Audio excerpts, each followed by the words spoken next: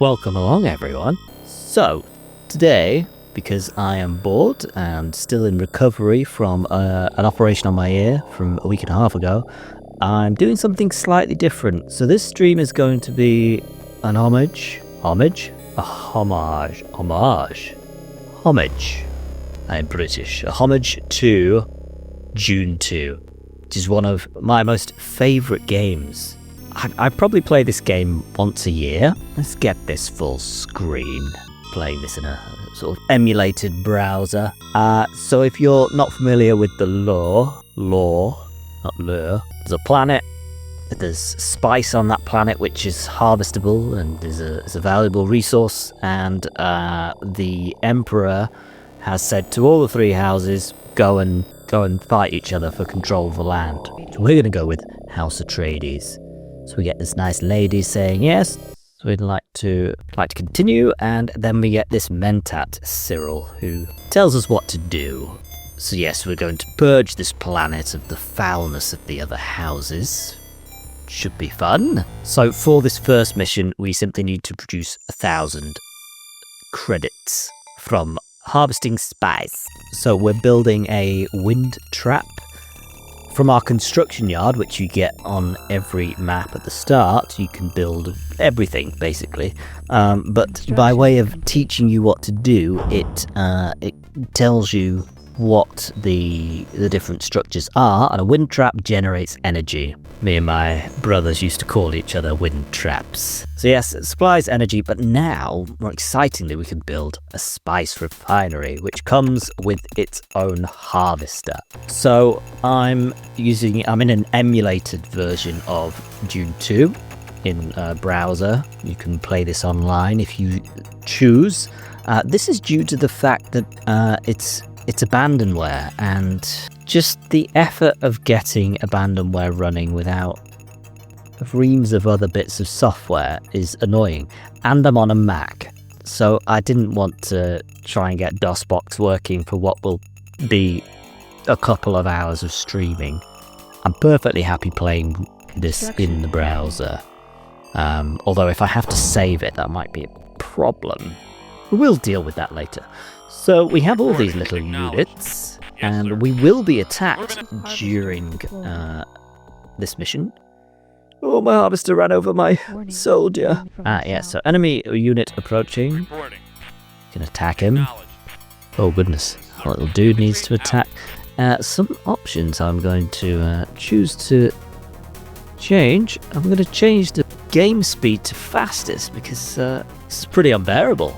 Little dude there. So our harvester is gradually harvesting spice, and it will come into the refinery, bring our credits up, and hopefully we'll pass the mission. Now I'm not sure whether you just need to tick over 1,000 credits, or you have to get 1,000 credits in total. So I've got 300 credits at the moment. Do I need to get 1,300 now?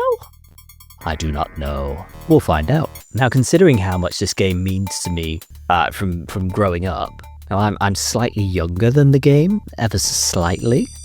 I think I started playing this when I was about 9 or 10, perhaps. This was released in 1992. Now, considering my love for the game, I've not read the book. I think there are multiple books as well, nor have I seen any of the films. And I guess because of the type of person that I am, I'm a bit of a completionist. I'm a bit out of sorts now anyway, because the book came first. And before I watch the films, I want to read the book. So the book is on my reading list, but recently I've read The Hobbit, which I'll talk about a little bit later. Righto, harvester returned, credits accumulating. We've got over 1,000. Harvester's going back for more, but we have successfully completed our mission. Lovely. We've attained the rank of Desert Mongoose. Righto, continue. 3 houses have come to Dune to take control of the land. It's become divided. The Atreides claim strategic regions, because we are great strategists. House Ordos moved in on the east. The Harkonnen invaded from the north. Oh, I've got to... this is really interesting. So, from memory, they included these questions and the answers were in the book that you got with the game, the physical game. I think as an early way to stop piracy. What is that? It's not a repair facility. Is it a repair facility? Repair facility.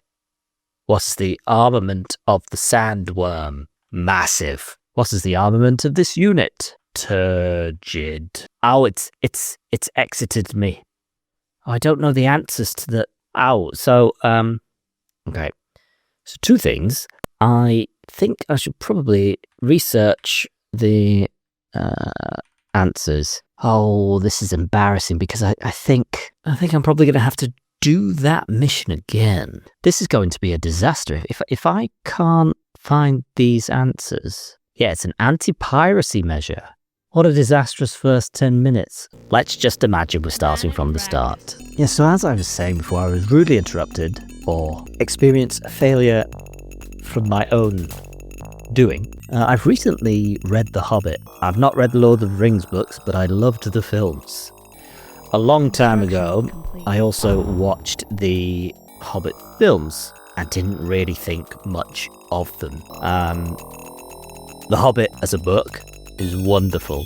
It's the pinnacle of fiction writing and fantasy writing, and is required reading for everyone. But as part of the experience for myself, I wanted to read the book and then rewatch the films to see whether my perspective changed on them, and it did. As far as I've spoken to people about it, people don't really rate the Hobbit films.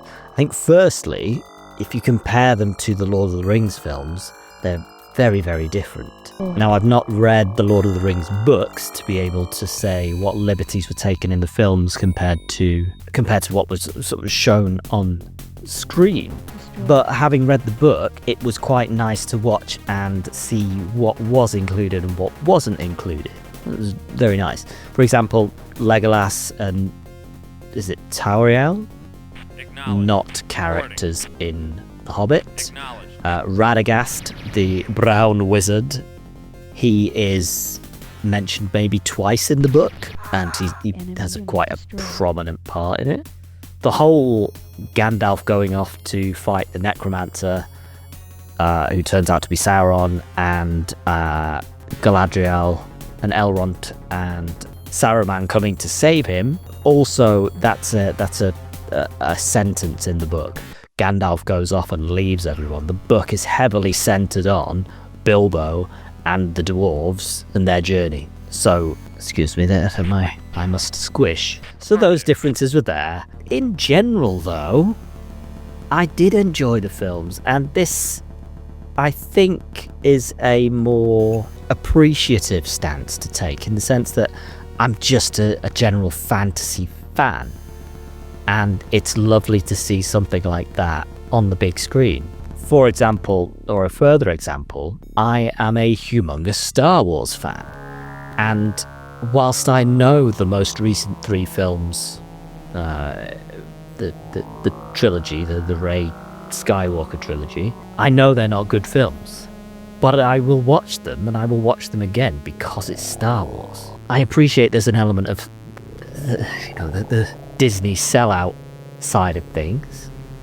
but I don't care. It's entertaining media. No, it's not as good as other things in the franchise. The Hobbit films are not as good as the Lord of the Rings films, but I still enjoy watching them. So in general, I think franchise love outweighs the flaws, and I think that's a pretty defensible attitude to take in life. I think you can like something that is not objectively good. Right, we're about to experience these questions again, but I have the manual open in another tab, which we shall use to reference. These were skippable. Again, I think it's the escape key being bound. I can neither confirm nor deny that. If I don't get through these questions, this might be video over for the now. What is the speed of this unit. Now that is a construction vehicle. Mobile construction vehicle. Oh, all right, 36. Oh no, 36. Do I put kilometers per hour? No. What is the speed of this unit? Now that is some form of flying machine. Trike combat tank. Siege tank. Ornithopter. I think it's an ornithopter. 340. 340. Come on, dude. 340. No, 340. Oh, my numlock. What's the speed of this unit? That is one of the Emperor's Sardaukar. I don't know how to spell Sardaukar. Saboteur, Devastator, Sardaukar. Speed 15. 15. Oh no. Oh, I should have saved it as well. This is not going well. Right, let's try another garbage website and see if we can get this working. Oh, we can. Oh, this has got everyone else's saves on it. And let's try this for the final time. The aspect ratio is annoying me slightly. However, we can probably deal with it for a little bit. I think the question is, how quickly can I get through this? I'm not going to finish it in one stream. Perhaps I don't need to finish it in one stream because all I sort of wanted to talk about was, or just show it and show how amazing it is. So Westwood Studios, back in the early 90s, released this and a few other games, and they really pushed the boundaries with, well, this is pioneering gaming in the real-time strategy category. The things that they were doing in terms of the pathing of the individual units, way beyond anything else at the time. Now, if this version has the questions, it's going to be a problem. This game really got me interested in software engineering, and that is what I do for a living. I can directly attribute this to my career in life, which is interesting in itself. I was just interested in how games worked, and I didn't necessarily have aspirations of being a game developer.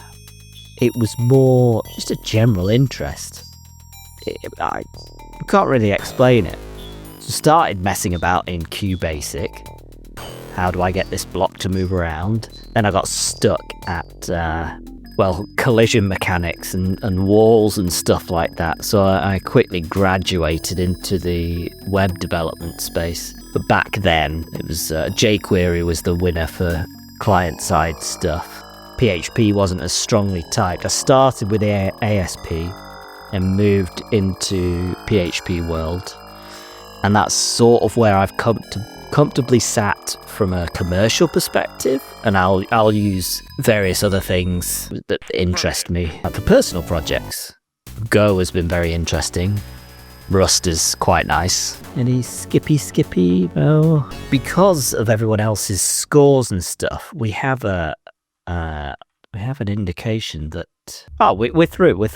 Right, we can properly get going now. So we've done the first mission.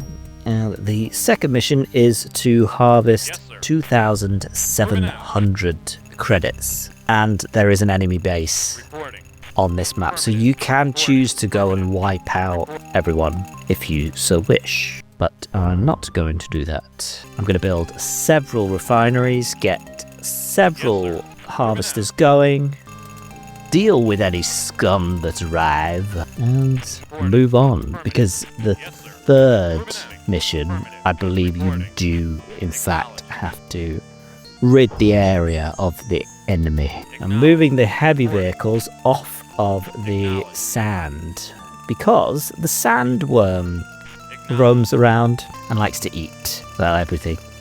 Doesn't eat the light infantry. Don't think they're as tasty.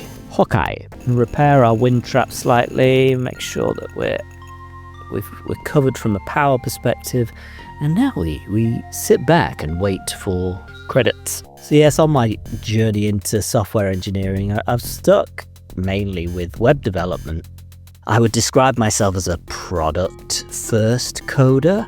There are, in my experience, two types of coders. There are perfectionists from a code perspective. They love the architecture. They love to get things bang on. But some of them, because of that perfection or the need for perfection, tend to miss the user side of things. And when you're building products for the web, for example, you typically aren't the user. The developer is not the user. They're developing it for other people, which is why there are roles that exist, like UX designers, who typically aren't full developers. They are experts in how to lay things out and how to make the experience as user-friendly as possible. Things like washing machines and fridges have UX designers. It's a wide-reaching role, which I fear is going away with AI, but it shouldn't, really. I think it's a very valuable role. But looking at the landscape at the moment, I don't envy anyone looking to get into development right now. It's a troubling landscape. I'm going to build a storage silo because between our two refineries they can only store 2,000 credits, max 1,000. So a little wafer thin spice silo is good. But I think the attraction to web development was it's quite nice building things for other people, and you get a nice warm fuzzy feeling when people use it. You also, as a developer, get to exercise your creative side of things. And this is where, coming back to finishing the thought, I'm a more of a product developer, whereby it's not that I don't care about the architecture and the engineering that goes into it. I am more focused on a nicer user experience, possibly sometimes to the detriment of the code. Not that it doesn't work. I've been doing this long enough that I've got a perfect balance of the two. However, when new developers are starting out, it's hard to get that balance. It's rare that you're good at both, and that's where working with other people comes in. So some of the projects that I've been working on recently have been for me rather than other people, which has been an interesting lesson, because when you're building something for yourself, when you're doing something for yourself, you tend to cut corners because you don't necessarily need it to be perfect. However, that conflicts with my product-led development mentality because I want things to be perfect. So the personal projects, for example, I'm using two right now. One of them is a multi-stream relay. So I am streaming right now to both Twitch and to YouTube. And there are external services and there are plugins and stuff that do this for you. They're either paid or they are expensive from a machine perspective. So from a technical perspective, when your laptop streams to one source, fine.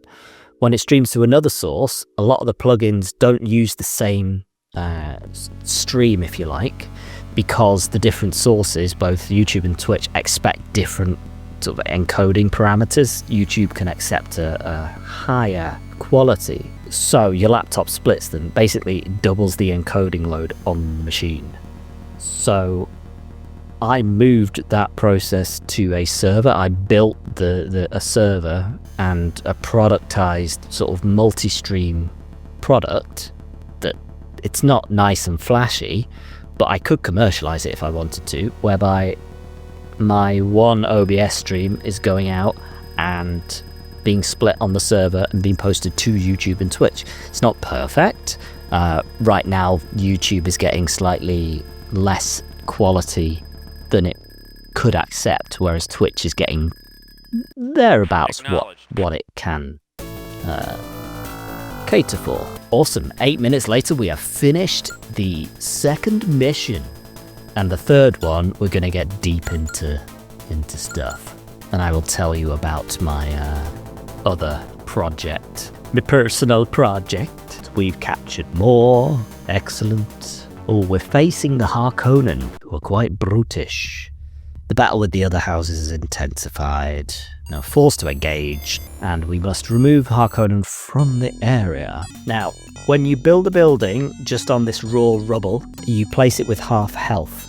However, if you plant these very inexpensive concrete blocks and place your building on top of them, they are placed with 100% health. Ooh, see the wiggly thing in the bottom here? That was a sandworm. Now for speed's sake, I'm not going to bother putting concrete down for everything. And there is a distinct lack of spice, as I say, so I'm sending out some units to go and find some, and they can come in. Right, there's some there. You can come home. Now that sandworm is going to be really annoying and probably eat it. Nom nom nom. Problem. I'm going to send my harvester over there, and the sandworm's going to eat it. Now, I believe the sandworm only eats maybe 3 units per match. So the question is, do I feed it with the hope that it will go away? Maybe. What other units do I have? A trike, 2 quads, some infantry. Now, the infantry is meaningless, really. They're not going to be too useful past a point. Now, in terms of an order of business, we need another wind trap. We need a radar outpost, which gives us a map, and we can then see things on it, and then a light vehicle factory. However, I'm tempted to go light vehicle factory first. The AI in this game is relatively simple. When you place either a factory or the radar tower, one of them, it basically triggers the AI enemy to come and attack you. So we'll tempt fate and get that coming on. I guess while we're waiting, a Twitch recommendation for you. Louise Schofield, she's great. Plays some excellent horror games, has a really great community, really welcoming. Even if a majority of her community is on TikTok, I'm old is the wrong word. I'm too much of a basic bitch to try and get TikTok streaming working, but more power to her. There's an excellent community she's got going on. Definitely check her out. Excellent. Spicy. Okay, how are we doing on an energy front? Needed 80, we've got 99 being output, so I reckon now that the radar is a hungry boy, so we're going to need a wind trap before we can build the radar. But I'm actually tempted to... Right, let's feed this sandworm because... Oh... Yeah, the sandworm's getting annoying. I need to first repair the light factory before it then let me upgrade to be able to make quads, which are superior enough to trikes that you just wouldn't build them anyway. So yes, the other small project that I've been working on and I'm currently using right now solves a problem whereby I have a long list of things to talk about when I am streaming because it doesn't come naturally to me. I enjoy this. This is a hobby which just... I can't explain exactly why I really enjoy it, but what I get out of it, I'm better at presenting in life. Oh no, the Harkonnen have arrived, everyone. So yes, I have a list of things to talk about, and I'm not very good at keeping up with that list or looking at it during streams because I'm gaming at the same time. There's quite a lot going on, but I like being engaging. It would be boring if I'm sort of clicking about and not saying anything. And this is as much about personality as anything else. There is an element of narcissism in anyone streaming, anybody on camera like I am. That's a contradiction. It's not narcissistic, it's performative in a good way. Some people choose not to have a camera. I choose to have a camera because it's as much about engagement for me as anything else, as any other streamer will tell you. I'm by no means successful at this. I barely have 1 or 2 people ever watching and not many followers. The goal is just to to present and hopefully be entertaining. Anywho, my list of things to talk about gets stale quite quickly. I forget what I've talked about, that kind of thing, and on occasion, I don't have any idea of what to talk about. So, now let me caveat this a little before I say, you need to promise me you listen to the full 30 seconds. I'm using AI, whereby I have a list of things to say. I have a written document that I maintain of things to talk about on every stream. And all I've done is simply hooked AI into it so that when I talk about something, like previously I talked about The Hobbit, I've talked about this game, it ticks them off, basically, and gives me a nice summary at the end, with a view that I'm more consistent. I'm not reading from a script. I'd imagine that's quite apparent. It's simply to keep a bit of a flow for me. It's an auto cue with checkboxes, basically. Okay, things are awfully quiet around here. I've got lots of nice units. Now, the other thing about the AI is, now I've just placed our radar tower, so I'm kind of hoping that our enemy will turn up. I need to bait this sandworm as well. I think it's coming around. Now, it can't cross rock. It has to go around rock. Oh, yes, yes, it's just eaten my trike. So I'm sending these sacrificial trikes up because I'm planning on sending my harvesters over there in a second to get all of that juicy spice. For that to succeed, I need it to be full. It's still roaming around up here. Build a few more, see if it eats this quad. It's roaming past. Oh, the Harkonnen are here. Yeah, it's just eating that quad again. Send another one for it. Why not? We've got a nice number of quads going on here, so we're very close to being able to go and find an enemy base. That sandworm keeps going. It's quite worrying. I should probably stop sacrificing quads. I am going to go and find our base. Our base? The Harkonnen base. Sacrificial infantry. Ooh, something just blew up, but I don't know what. It's a bit odd. Does anybody know what just happened? The screen shook. This worm, I think it's just going to keep going and going and going. Let's observe. So it's eaten, what, 4 or 5 so far? So what we will need, a spice storage silo. There's a very distinct lack of base. Where is the base? Oh, I think it's in this corner. Let these guys get a bit lower on the old y-axis and send them across to their doom. Yeah, what have we got here?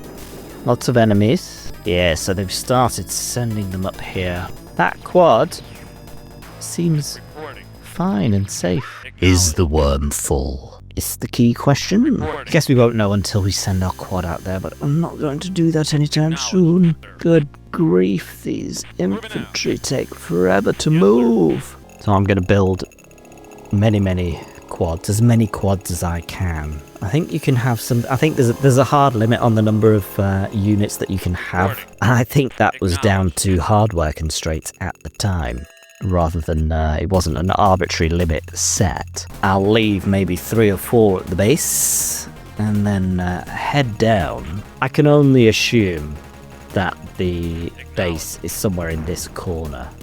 Yes, I can see a building. Here you go. I think we should just start moving them into position. Impatience isn't a good trait to have in these games. However, it is the 3rd level, the 3rd mission. Can't quite see any reason why 12 or 13 or maybe 14 quads can't do a good job. So unable to create more. I cannot build any more quads. Therefore, let's go and kill some things or get some things killed. So that guy's dead. Now I can build another one. This guy will perish very soon. Go on, finish him off. Oh, I just heard the sandworm. I think it is eating my quads. Yes. It's quite devastating and annoying. Alright, we need to gang up here a little bit to dispatch all of these as quickly as possible. Got one attacking my own. It's not the great use of 5 quads to take on 1 member of the infantry. Okay, I need to do some management here. I need to create more quads. I need my harvesters. Harvesting spice. These guys should be okay. Let's manage these guys. And once we've got these 2 out of the way, we need to go and start getting rid of some buildings. Mainly their factory that makes quads and stuff. For that, I need to find it. It is here. Let's see how much damage 5 quads can do. So this discovery hasn't gone well. I think I need to attack from the north and go straight for the light factory, so they can't keep churning these out. I'm hoping once all of my dudes down here have perished, they send all of their units up. That will help. So what I've done there is not being coordinated enough and lost 10, 12 quads. There we go. Yes, look, if we look at the map, they've sent all of their lackeys up, all of their spare change. We can get rid of those with speed and send a new attack force down. Things should be well. Get rid of these dudes. Right, we're building a small attack force to the north of their base. Enemy. Fighty, everyone. Get involved. See, their base isn't that big. I need to rush in, and I've got a pretty decent attack force already. See, now I'm unsure. I'm pretty sure it was a skill issue as to how I lost all my quads before. But actually, I do feel brute force isn't the only strategy you can take in this game. Alright, well, I've made as many quads as I can.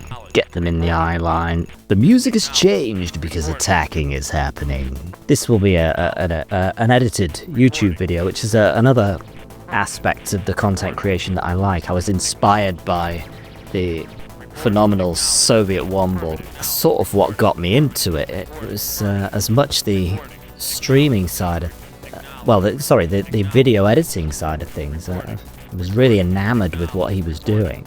But streaming is not for the light-hearted in terms of I've spent a great deal of time setting up, and everybody does who does this with gaming and that kind of thing.